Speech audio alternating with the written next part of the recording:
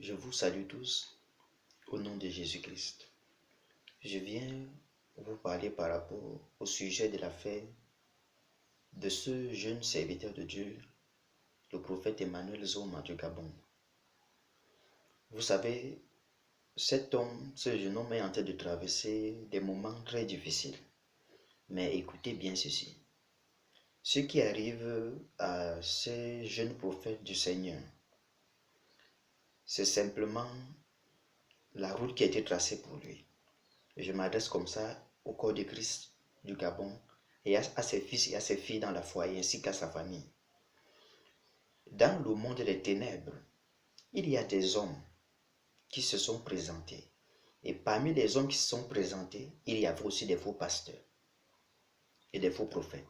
Ils ont dit, ce jeune serviteur de l'autre là, de l'homme de la lumière, ses prières et ce qu'il fait sont en train de nous troubler. Ces choses sont, c'est-à-dire, c'est un obstacle contre ce que nous voulons faire dans le pays.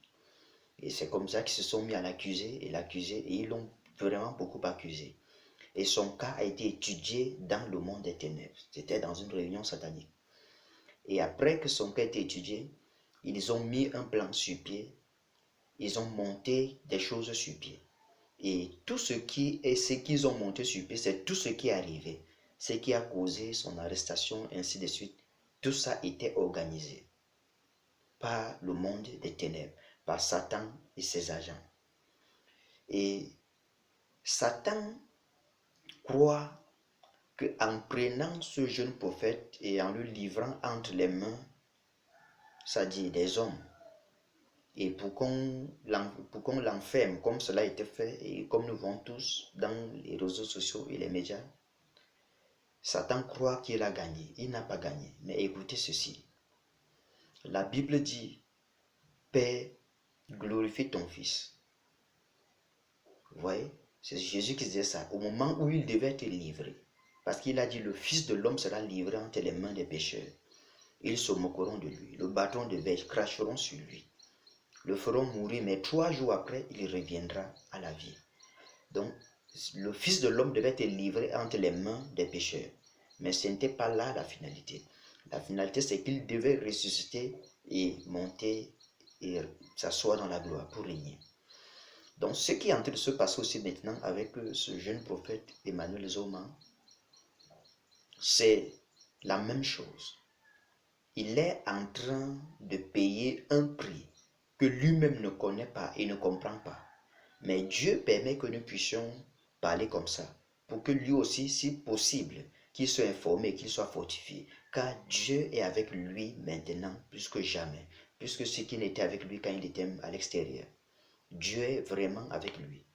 Mais écoutez, ce n'est pas un faux prophète. Il est véritablement un serviteur de Dieu. Et écoutez bien, la Bible dit que vous serez haïs de tous à cause de mon nom. La Bible dit ceci. Si le monde vous hait, sachez qu'il m'a haï avant vous. Vous comprenez? Donc le monde a aimé le Seigneur. Et la parole de Dieu déclare que le monde aime ce qui est à lui. Mais ce qui n'est pas lui, le monde ne l'aime pas. Et si vous voyez tout ce qui est en train de se dire autour de ce jeune prophète de Dieu, comprenez ceci. Il est un véritable prophète de Dieu. Il est véritablement un prophète de Dieu. Il vient de Dieu. Et ce n'est pas l'Esprit de Dieu qu'il prophétise et qu'il travaille. Vous comprenez? Mais si ce jeune prophète est tellement combattu, contesté, aïe, c'est juste parce que c'est Dieu qui l'utilise. Et ce que Dieu fait avec lui est un obstacle pour le monde des ténèbres qui veut opérer et faire des choses dans la nation gabonaise. Et voici le pourquoi je vous dis ceci, ne baissez pas les bras. Priez pour cet homme. Ne condamnez pas le gouvernement, n'accusez pas le gouvernement, car le gouvernement, ce sont des humains comme nous. La Bible dit que nous n'avons pas à lutter contre la chair et le sang. N'accusez même pas, même la femme qui est venue, la dame qui est venue rencontrer le prophète pendant la croisade, ne les accusez pas. Ce sont des hommes. Nous n'avons pas à lutter contre la chair et le sang. Il y a Satan et les démons qui sont derrière cette affaire-là. Vous comprenez? Et quand Dieu veut agir sur la terre, Dieu utilise les hommes. Quand Satan et les démons veulent aussi agir sur la terre, ils utilisent les hommes. Comprenez ces choses. Donc n'accusez pas le gouvernement, n'accusez pas la justice, n'accusez non plus cette dame. Restez tranquille. Priez au contraire pour le prophète Emmanuel Zoma. N'entrez pas dans la distraction. Priez pour le prophète de Dieu. Priez aussi pour le gouvernement. Priez pour les autorités judiciaires. C'est simple. Et vous allez voir, ça va passer.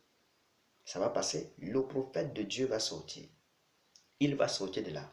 Mais quand il va sortir, écoutez, Satan croit qu'il a humilié. Satan croit qu'il a salé son image. Au contraire, comme les gens ont cru qu'ils ont salé l'image de Jésus et l'ont tué, quand il est ressuscité, il était glorieux. Comme il est allé en prison, pour lui, c'est sa mort. Quand il sortira de la prison, ça sera sa résurrection. Et là, vous allez voir comme si l'onction et la puissance, les capacités que Dieu lui a données, comme si ça s'est multiplié, comme si on a augmenté, comme si on a amplifié. C'est ce qui va se passer. Et ça va déclencher un réveil encore plus que ce que vous voyez. Donc, cet homme de Dieu, et comme qui est en train de subir toutes ces choses, Dieu est en train de l'amener à payer le prix de ce grand mouvement qui va bientôt embraser tout le Gabon.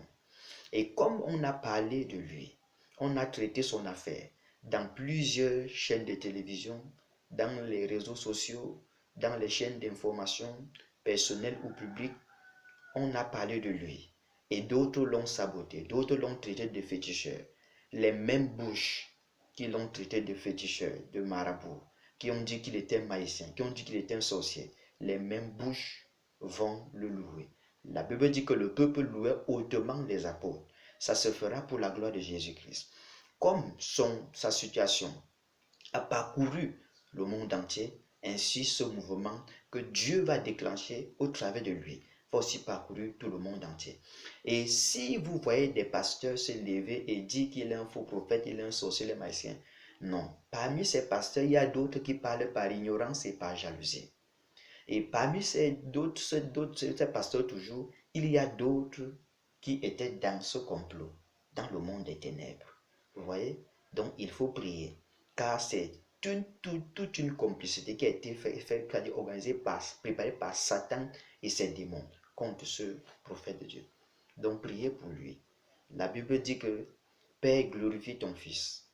Et la Bible dit, je l'ai glorifie ton nom. Et la Bible dit, Dieu a dit, je l'ai glorifié et je le glorifierai encore. Donc, comme par toutes ces choses-là, Dieu a été glorifié par son prophète, ses humiliations, ainsi de suite. Ça, c'est la voie de l'élévation. C'est le prix qu'il devait payer pour le mouvement qui vient au Gabon. C'est comme ça que cela a été prévu. Donc, ne craignez pas. Priez et intercédez, ça va arriver. Il va sortir. Il ne va pas rester là, il va sortir. Même si ça passe combien de temps, il va sortir. Quand il va sortir, vous saurez quand vous annoncez ces choses. Parce que vous allez voir comment Dieu va l'utiliser. Donc, parlez à sa famille. Parlez à ses fils et à ses filles spirituelles. Si possible même, faites-lui parvenir cette vidéo. Faites tout pour que cette vidéo arrive là où il est. Si c'est possible, qu'il suive et qu'il soit fortifié. Son Dieu est avec lui plus que jamais. Qu'il loue son Dieu, qu'il rende grâce et qu'il prie.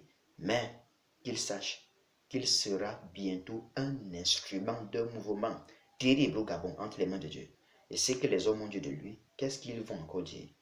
Les mêmes bouches qui ont dit qu'il était un féticheur marabout, les mêmes bouches viendront dire le contraire. Là où il est humilié, là aussi Dieu l'élèvera à un plus haut point afin qu'il glorifie son nom, le seul nom, Jésus-Christ de Nazareth. Que Dieu vous bénisse au nom de Jésus-Christ.